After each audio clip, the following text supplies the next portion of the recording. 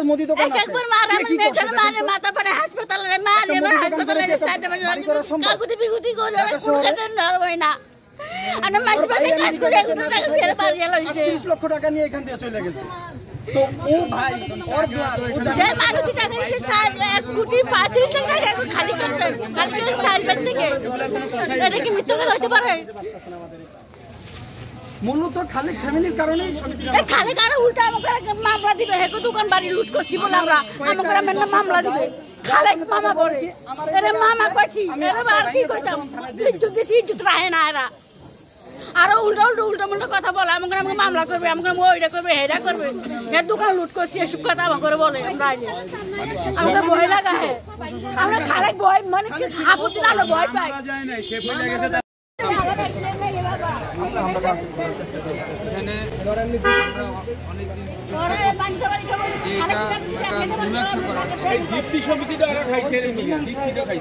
আরেকটা সমিতি ওরা এইভাবে খাইছে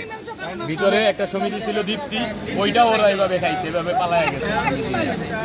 ওইটার নামে ওর মামলা হয়েছে ওইটা নিয়েও কোনো কিছু হয় নাই টাকা অর্ধেক দিচ্ছে তো দেয় নাই কেউ পাইছে কেউ পায় নাই এরকম অবস্থা মানুষের টাকা পায় এরা কোনো গর্জ করে না একজনের দোষ একজনের দেয় এরা মালিক হইলে যে কয়জন 15 মালিক ছেলের সাথে কথা বলছেন খালেকের ছেলে বলে কি এরা মালিকেরা সব যোগাযোগ করতেছে এরা টাকা আপনাদের দিবে কবে দিবে 6 মাস হয়ে গেছে কোনো ইয়ে নাই একটা মানে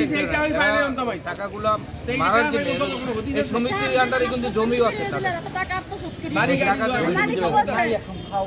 জমি ওরা বিক্রি করে লাইছে ওরা এটা ছাড়ার আগে ওরা জমি বিক্রি করে